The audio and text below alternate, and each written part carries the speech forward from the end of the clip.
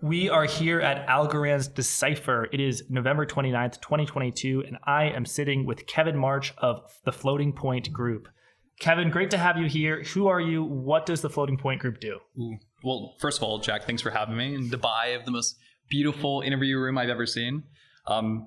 Floating Point Group is a prime brokerage. We help investors in the cryptocurrency space get access to the cryptocurrency markets, solving for things like the flow of funds, the security of those assets on exchange, and with some of our foundation customers getting a little bit more hands-on through an agency OTC desk.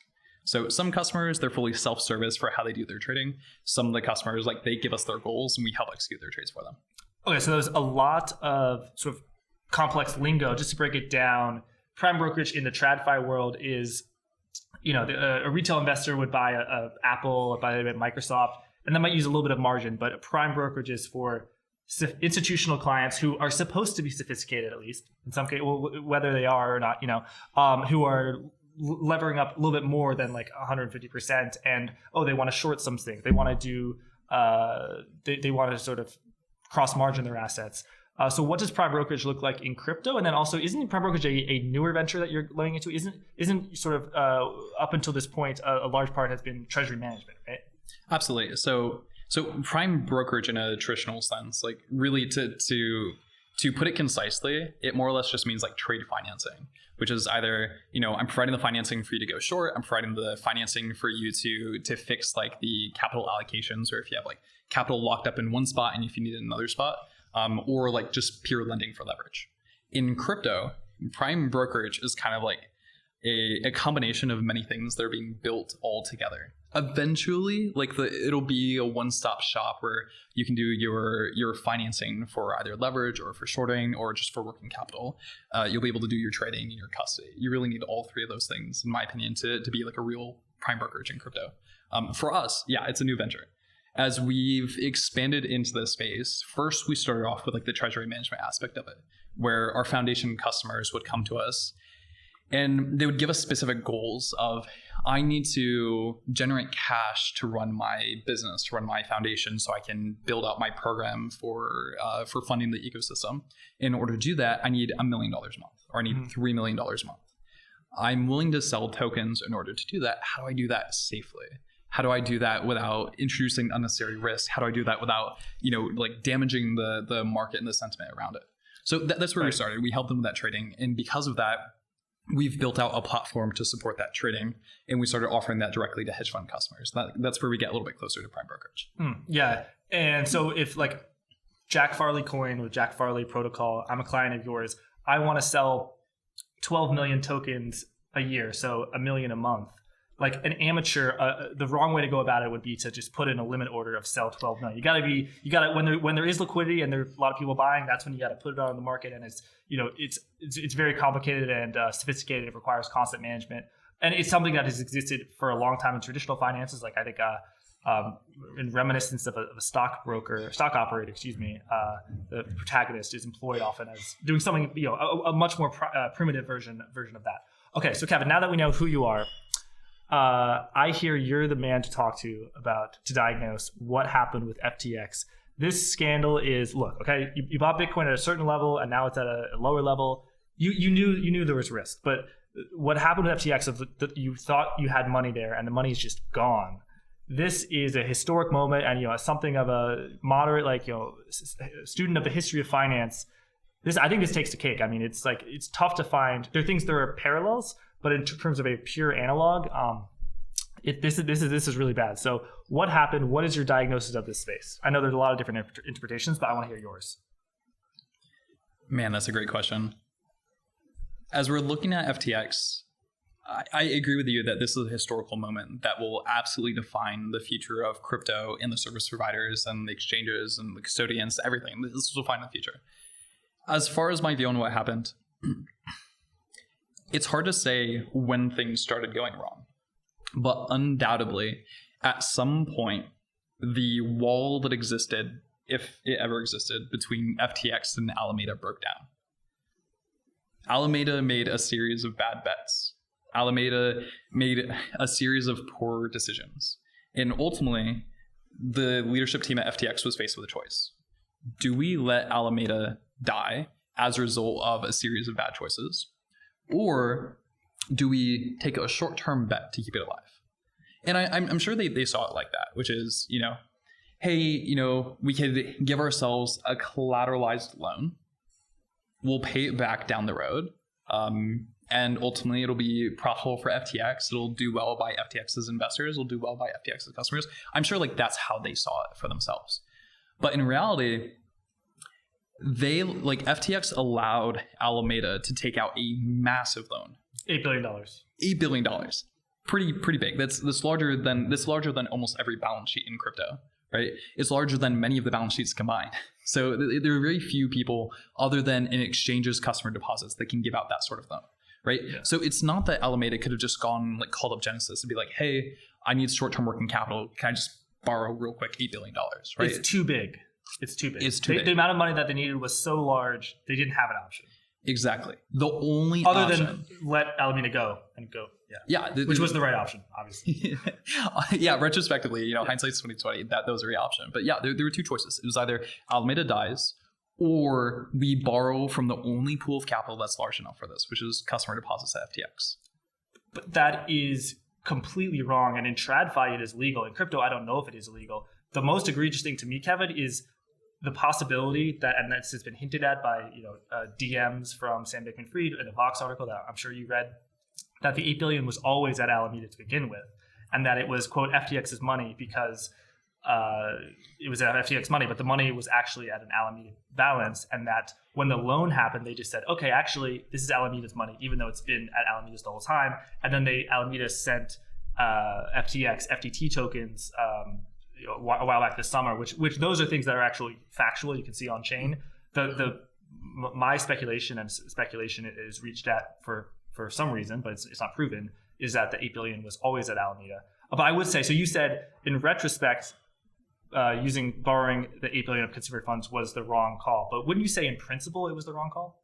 I agree with that too. Yeah. It's just in principle, it's not hard to imagine how people who see themselves as professionals and see themselves as ethical actors, you don't have to do too many gymnastics to see the story that they told themselves. I'm not saying that story is right. It is clearly wrong in principle in every capacity. However, it's possible to see the narrative that they told themselves, where they're oh, we're just going to borrow this for a bit. Oh, it's collateralized. Yeah. But what they didn't really, either they thought about it and they didn't think it'd be an issue, but you can't collateralize a loan with venture investments. You can't collateralize a loan with a token you've issued yourself, right? This is where so many of the crypto lenders have gone wrong.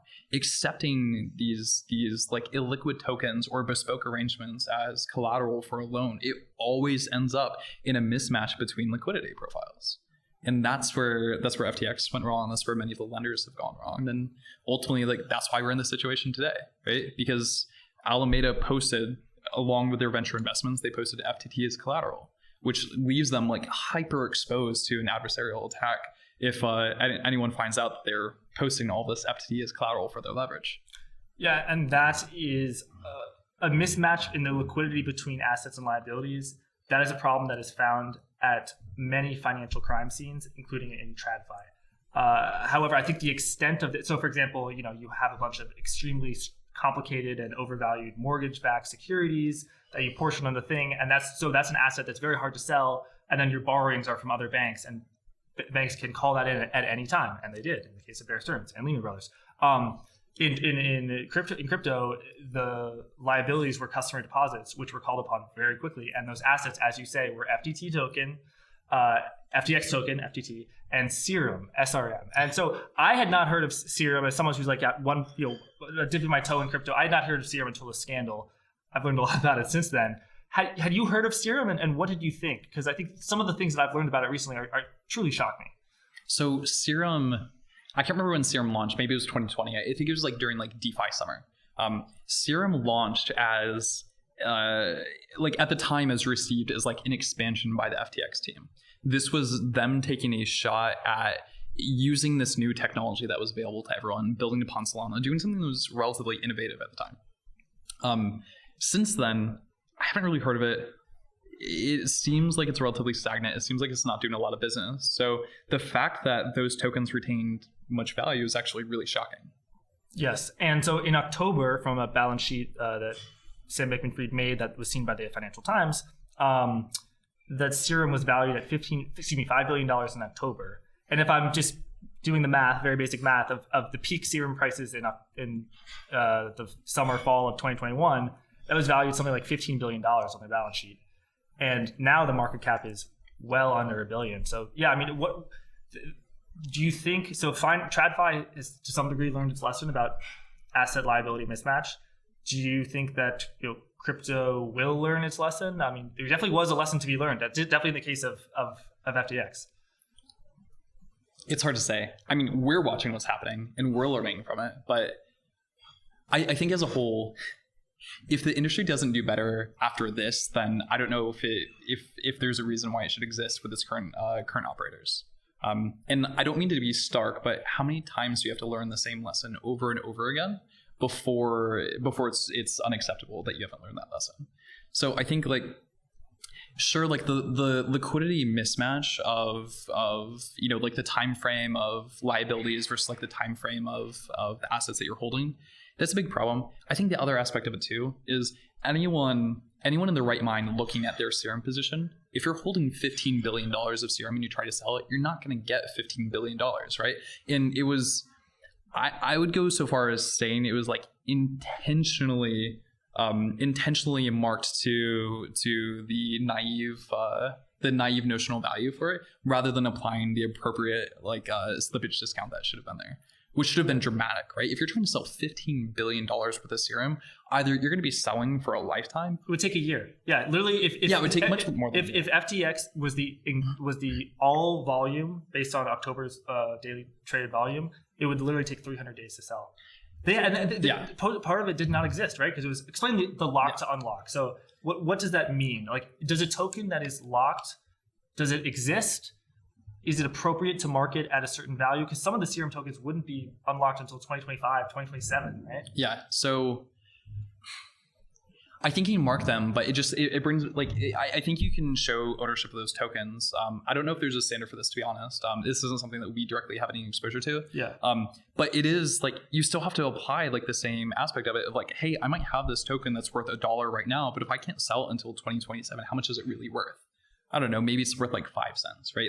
You see the same sort of thing happening right now around the FTX bankruptcy, where there are markets that are trading for what are the value of the assets locked on FTX, right? Because there's the time frame of the bankruptcy, maybe it takes 5 years to get those assets back. And then there's the secondary, or really there's the primary issue of how many assets are there in the first place that you could actually claim from. So right now, those assets are trading at 6 cents on $1.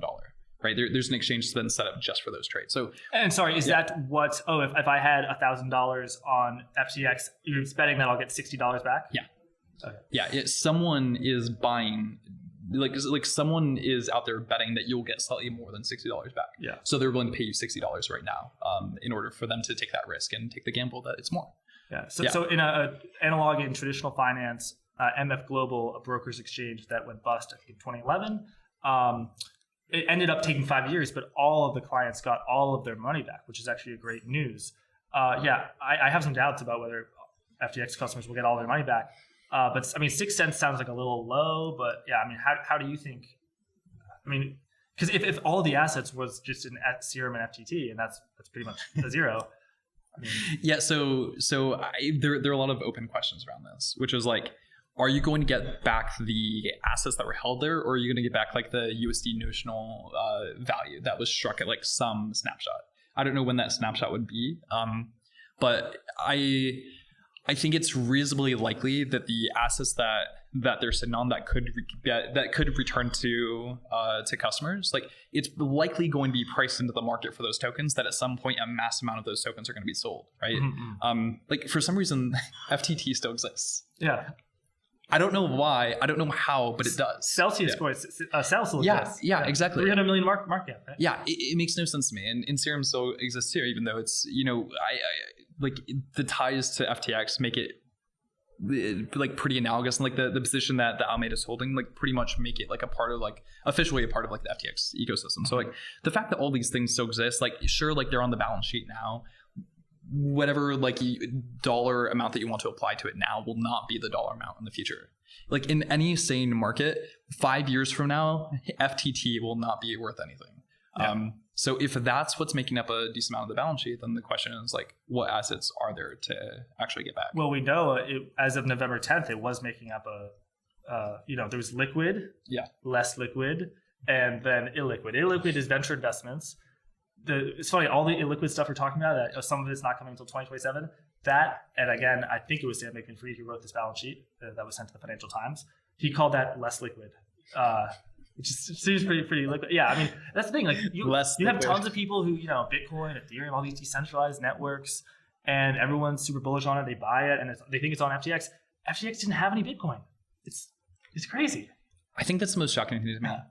Like when there's a lot of news that came out a couple of weeks ago, right after the FTX crash, looking at the proof of reserves that other exchanges were publishing, and like the other exchanges looked a little bit more normalized, right? Which is like Crypto.com had like 25% Bitcoin. Now, sure, like they also had an incredible amount of Shiba Inu Bitcoin. It's like you can't knock their customers for trading like the shiniest dog named token that exists. However, 25% of their balance sheet in Bitcoin makes sense, right? And you see like similar distributions from the other exchanges, where maybe it's like 25% Bitcoin and 20% ETH, and then a scattering of the other tokens. Like that makes sense. It really doesn't make sense to me how FTX could end up in a situation where they have no Bitcoin or like very, very, very little Bitcoin relative to the rest of their balance sheet, which like to me like that's one of like the more obvious signs that like something was happening. There should have been more Bitcoin there. Yeah, so you've got an important job. You don't want to offend people, so maybe you can't use this. I think it's a fraud. That's my word. Do you want to share a view on that or no? I think it's fraud. Yeah, you think it's fraud? Yeah. I agree.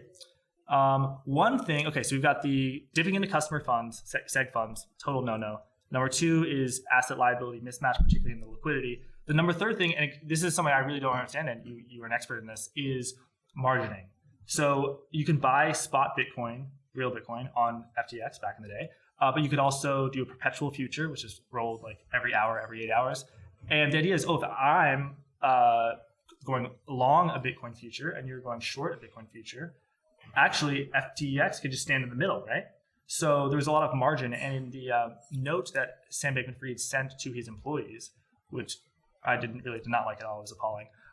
He said that an issue was the margining. So was the fact that they had all this margin, but clients were margining their funds, was that actually, you think, a source of a problem, or is that kind of a scapegoat? I think it's a scapegoat, to be honest. It makes me. Are you familiar with the term bucket shop? Yes. Okay. Yeah. So a lot of this makes me wonder if FTX was a bucket shop and like no actual trades were happening. Do you want to explain what a bucket shop is?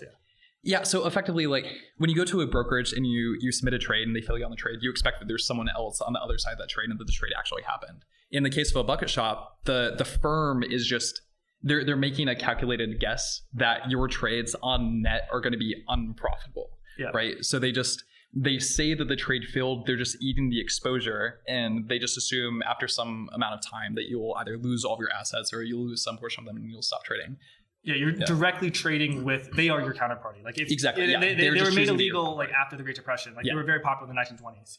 Yeah. So, given like the FTX Alameda structure, it makes me wonder if FTX was just a bucket shop in this capacity. But I think the margin scapegoat here, which is like, it was hard to see how much margin there was built up into the system. Too much margin built up, and that's what happened. Like. Call it what you will. Like maybe what they're doing is like calling these like bailout loans they made to Alameda margin. Just like technically that's what it was.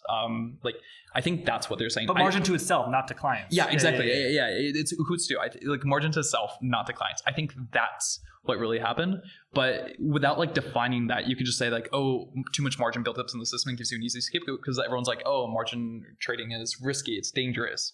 Well, maybe that like gives people something to latch onto for why it's not SBF committed fraud and his executive team committed fraud. It's margin trading is risky and they didn't manage it well.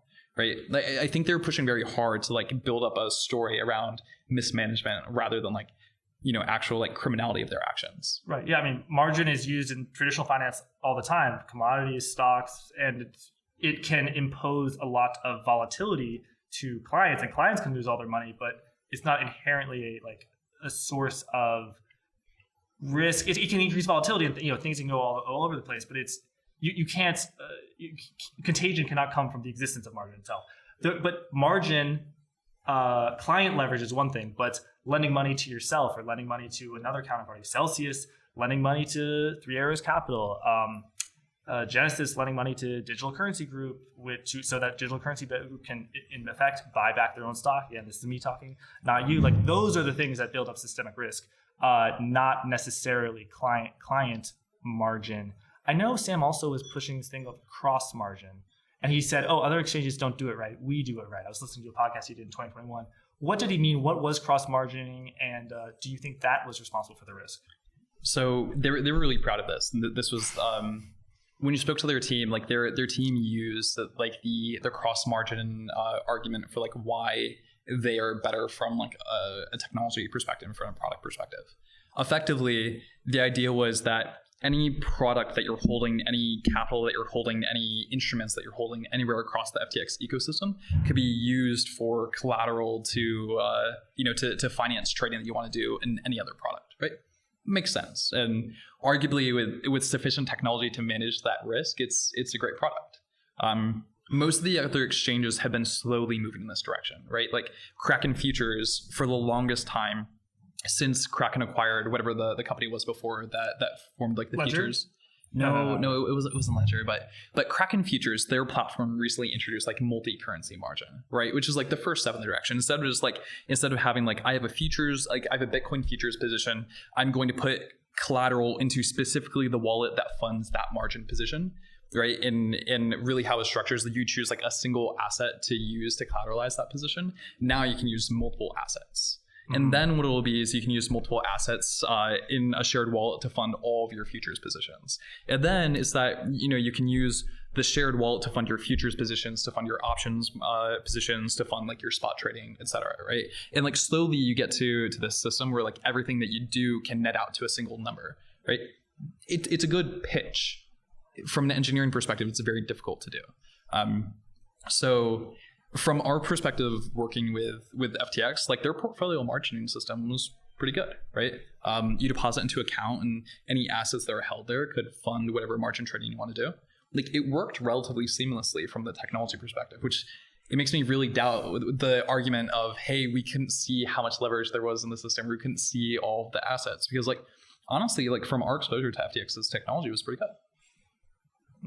And to what degree was assumptions about correlations between different assets a key input to cross margin? So for example, you say, oh, Bitcoin and Ethereum, they have a strong correlation. Maybe it's a little bit stronger than the correlation between Apple and Microsoft. Stocks are very correlated with each other in TradFi. Crypto very correlated with each other.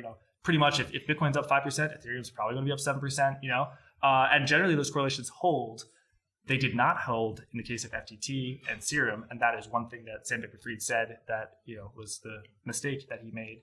But yeah, so to what degree do you think cross margin, to the extent that they made a mistake with cross margin, what was it? And did it have anything to do with correlations? Because I saw Sam Bankman-Fried talk about correlations. So if you peel back like the curtain and you look at like the black box of like how do you calculate like the risk in the system, everyone might do this differently, right? You would imagine if I'm going to post Bitcoin as collateral, I'm going to post ETH as collateral, and then I'm not picking on anyone in particular, but let's just choose like if I'm going to pick on like the number 50 cryptocurrency, right? And that's like the third thing I post as collateral. I post $100 of each, right? Is each of those worth $100? In reality, the answer is probably no, right? Maybe Bitcoin, you value it like the $98. Ethereum, you might value it $95 due to like the liquidity of actually like selling these things and getting the expected amount from it. But for that number 50 cryptocurrency, like, I don't know, maybe it's $50 on the $100, right? Like, because the second you start trying to sell that, you're going to realize the liquidity isn't there for you to capture all the value there. So depending on how they did this, you can run into problems, right?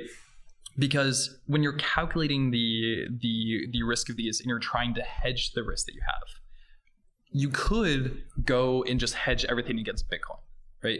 And I think like that's where they could actually run into some issues here, where it's very difficult to go hedge FTT. It's very difficult to hedge, heck, even Solana, right? But what you can hedge is Bitcoin.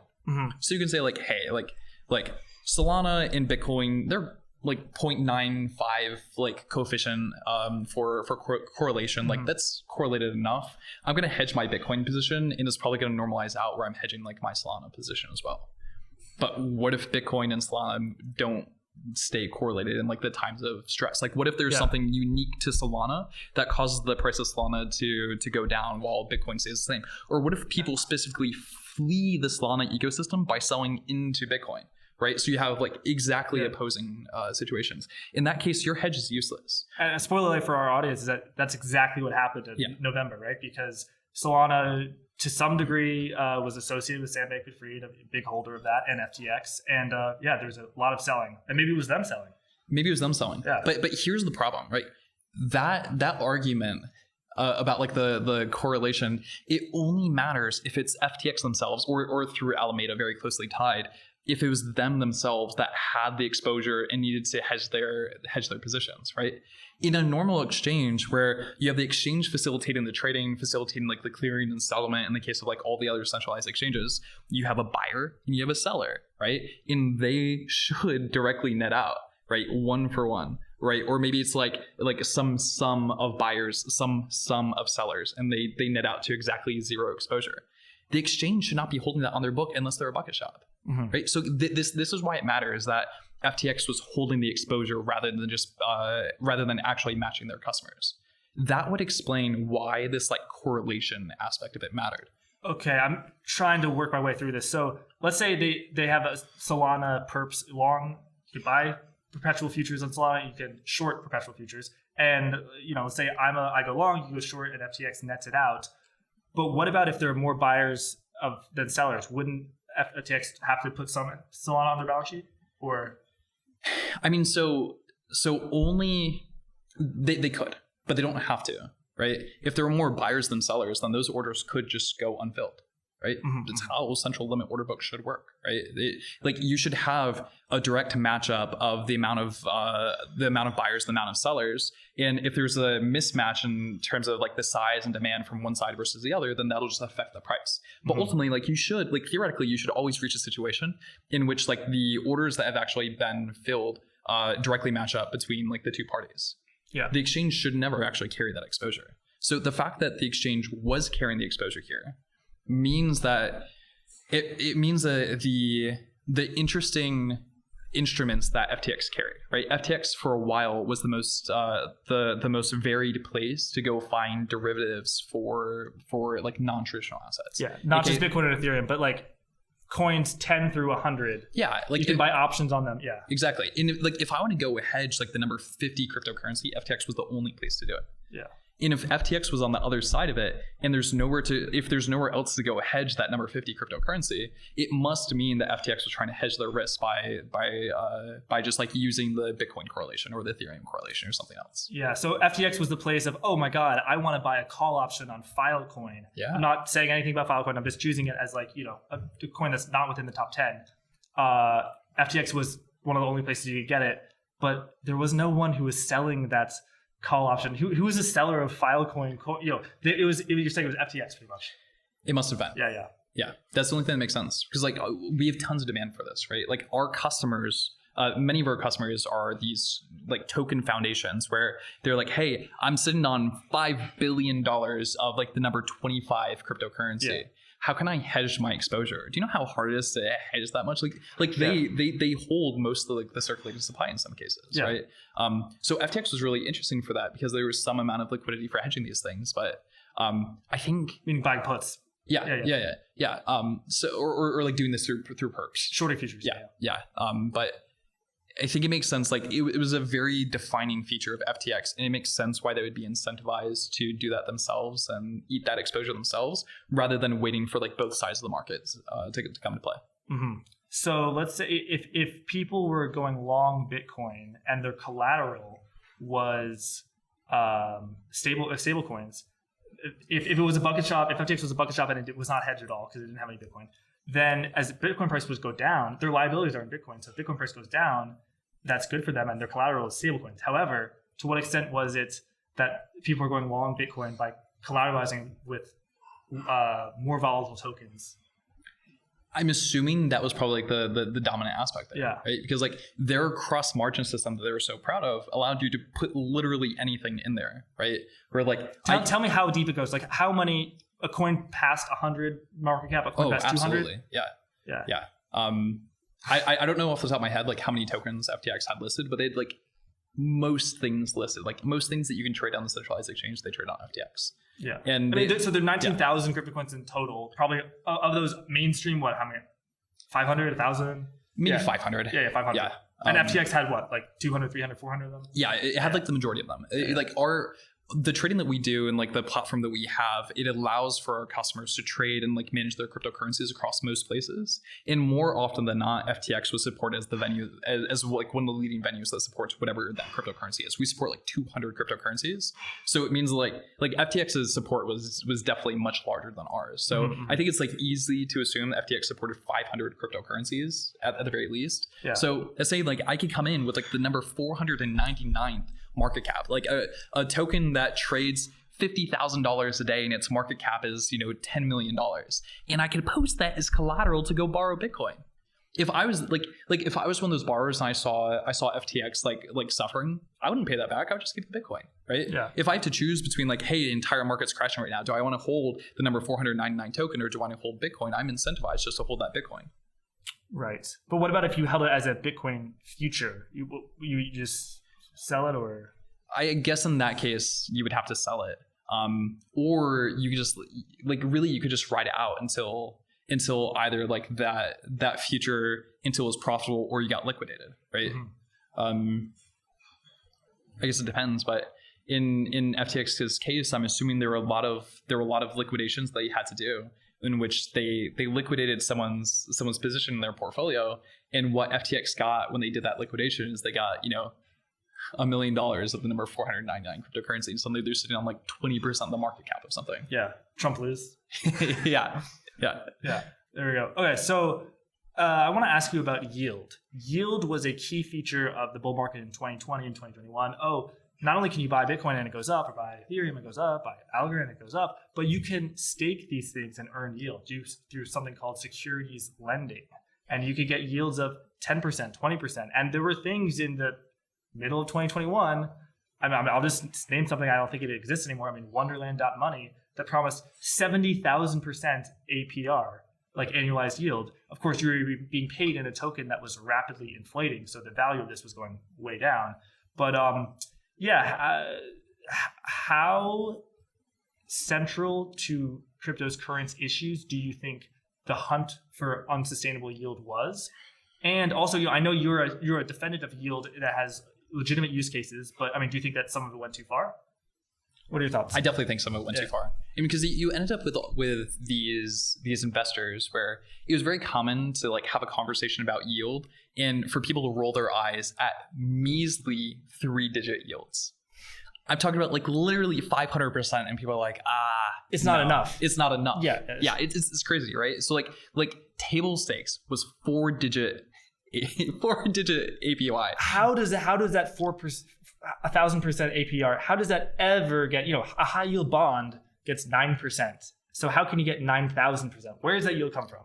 A high here is relative. Yeah, but where that came from was, it's not necessarily a Ponzi scheme.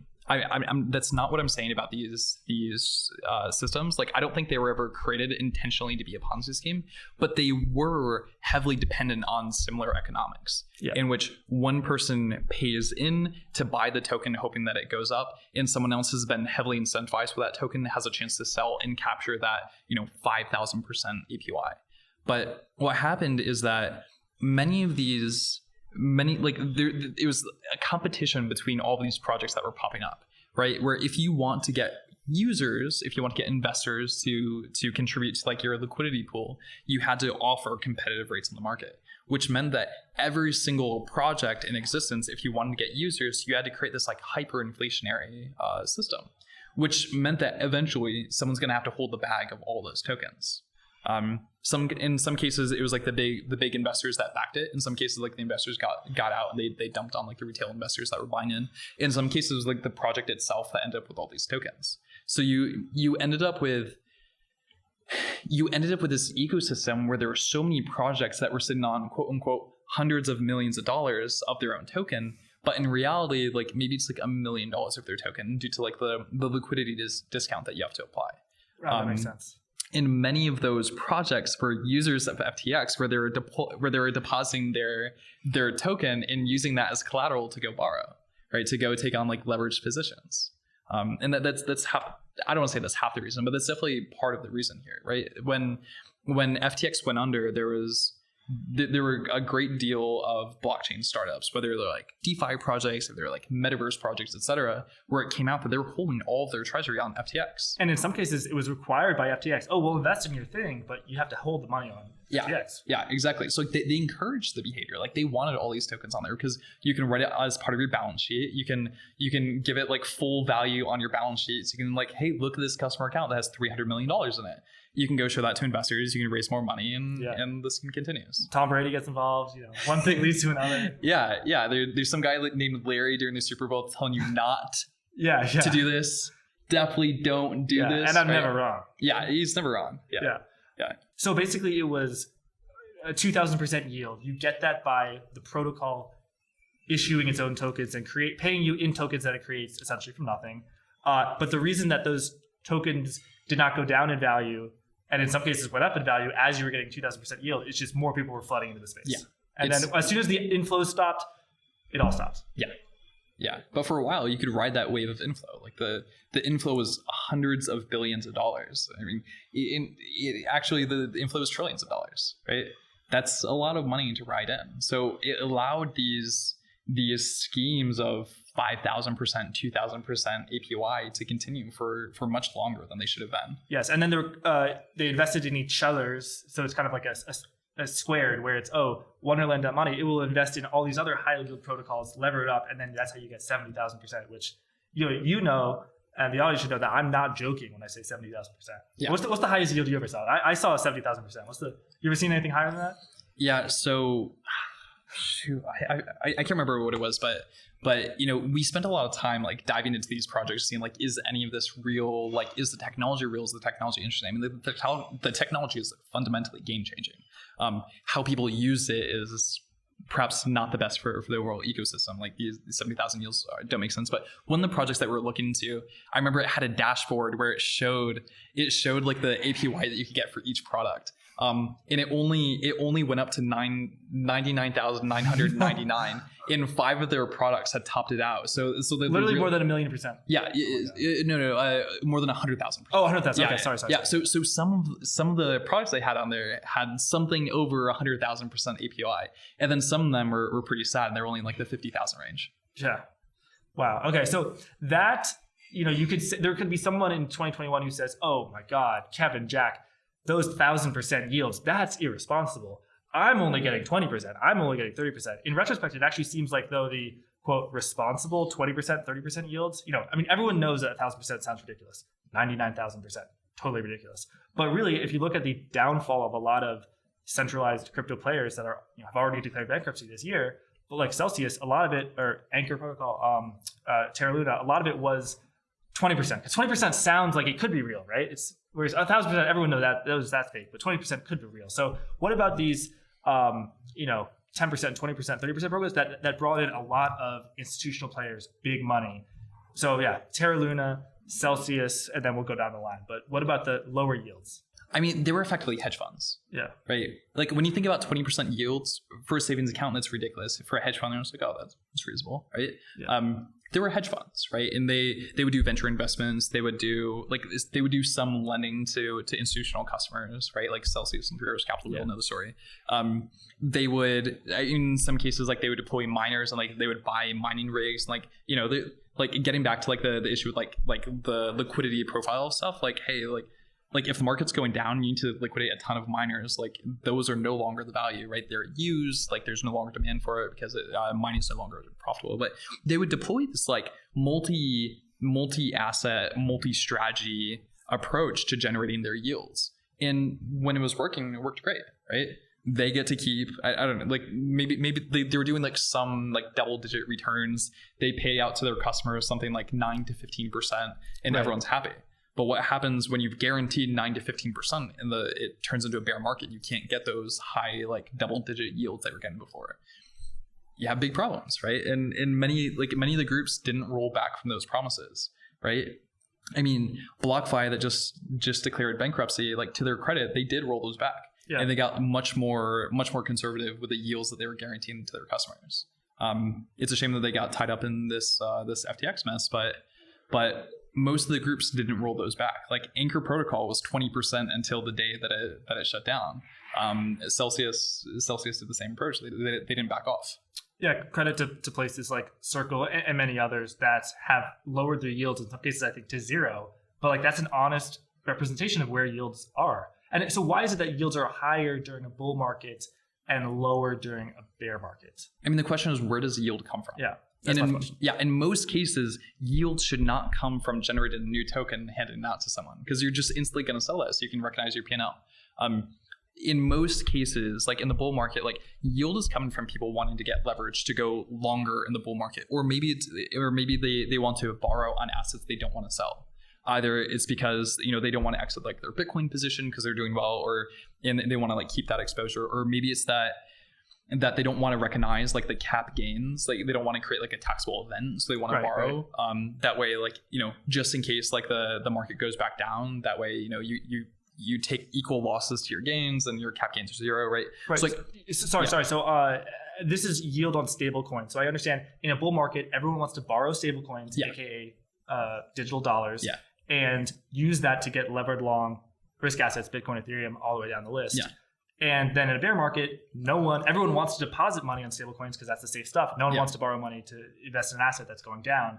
But couldn't you get 20% on your Bitcoin as well? Or is it Bitcoin only, is the 20% only on the stable coins? The stable coins like by far commanded the highest, the highest yields.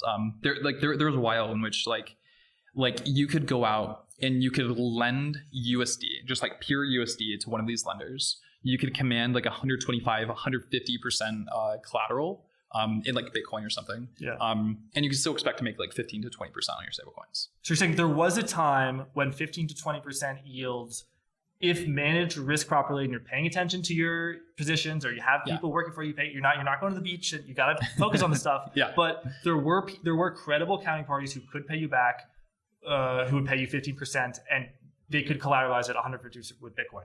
But that disappeared pretty quickly. And the problem was that these firms like Celsius kept on promising people, oh, the 10% is here to stay, when really the real interest rate was like zero. Yeah, exactly. Yeah. So that's why like as soon as like the bear market appeared, instantly the borrow demand dried up. And that's just like a natural aspect of markets. That's not surprising, right? It's like, it's a bear market. Everyone's pulling back the cash. Do I expect all these hedge funds to stay 5x levered? Absolutely not, right? That happens for every market cycle. This is not a new thing. So it's honestly, it's surprising that this caught so many people off guard. It really shouldn't be that surprising given like the overall like hype cycles that happen in crypto. Where it's like, hey, Bitcoin got up to 60, it's only 100K from here. I better put on like my laser eyes, right? Yeah. Like you should expect things to both go up and go down. But it's, retrospect's like hindsight's 2020. And I think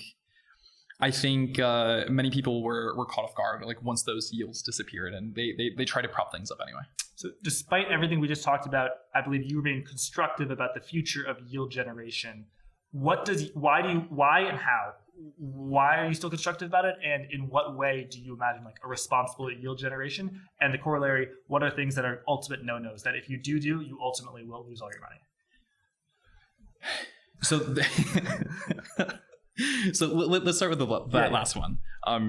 You cannot lend money unsecured in crypto. You can no longer rely upon the trust that someone is a premium hedge fund or a premium business. We've seen so many of those fail, right? Like so many darlings of the industry, BlockFi, Celsius, Voyager, Terra Luna, FTX, like Three Arrows Capital. So many of these industry darlings turned out to not be worthy of the trust, right? So you cannot lend unsecured. full stop. You cannot lend when the collateral being posted is either created by you or the borrower. You cannot lend if you're taking illiquid assets that are correlated as your collateral, right? You have to explain that. Sorry.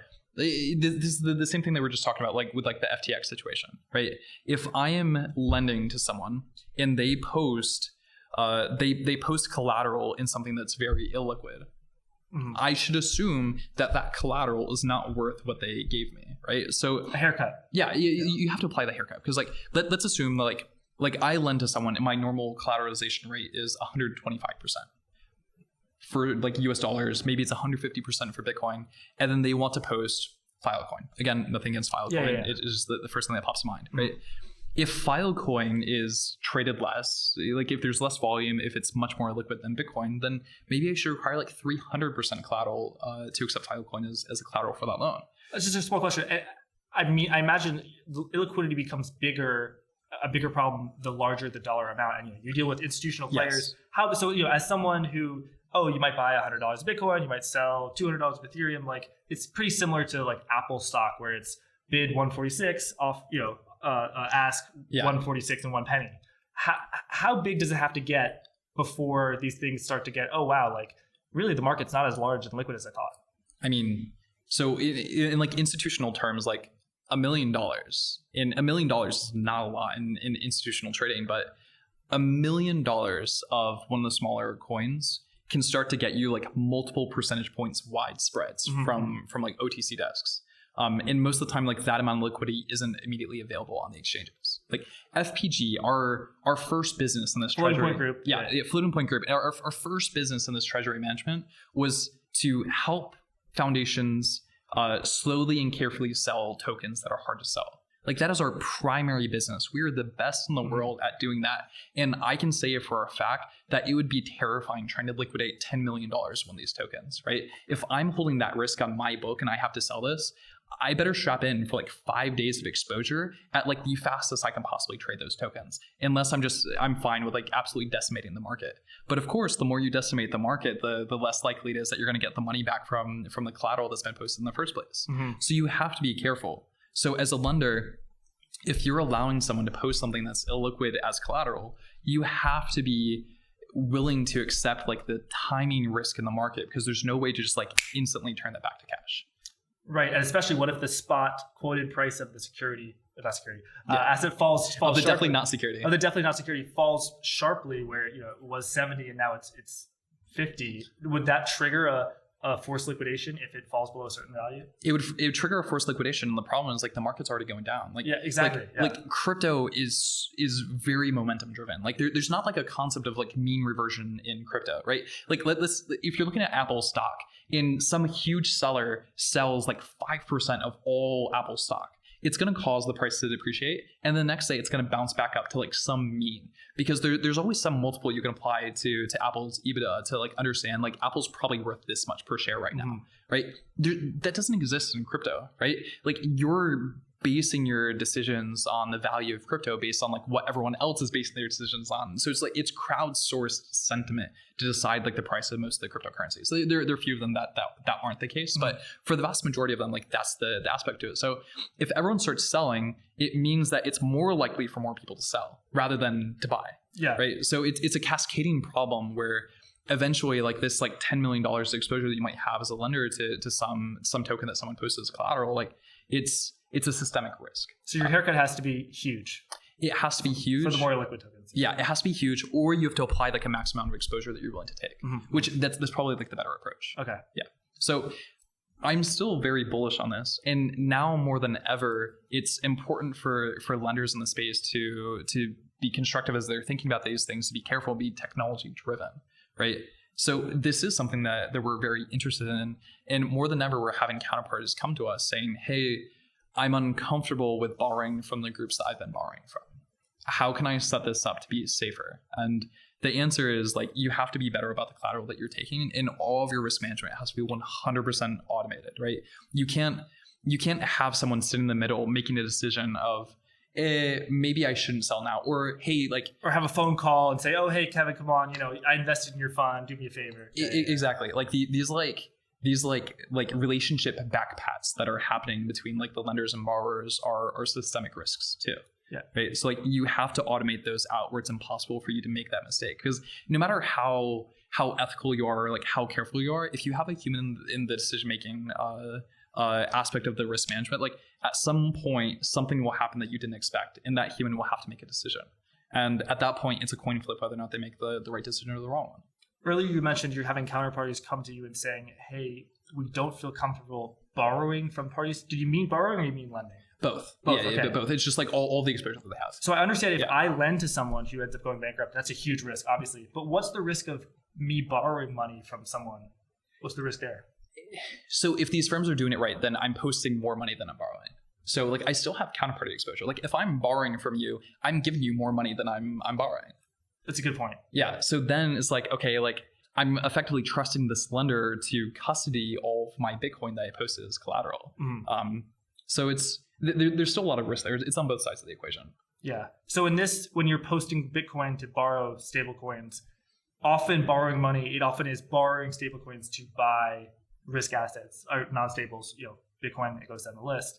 How often are people want to borrow Bitcoin to short Bitcoin? Or how big is shorting in crypto? Like I feel like I have a decent sense of how the mechanics of shorting in TradFi, but yeah, how are there a lot of short sellers in crypto? I mean, the people that want to be shorting right now are having a very difficult time doing so, because it's hard to find a lender that's willing to allow you to go short just based on like the inventory aspect of it. Like right now with Genesis going through the problems that they're having, like it's effectively eliminating the biggest the biggest source of liquidity for short sellers. They would be able to lend you Bitcoin, lend you Ethereum. So, when you short something, you borrow it and then you sell it. So you don't have it, but you borrow it. It's the opposite. Yeah. So people are plugging that gap just by like short selling, going short like perps on exchanges effectively. Mm-hmm. Like they're just like doing this with derivative instruments rather than actually going short something. So I don't think it's a very large industry.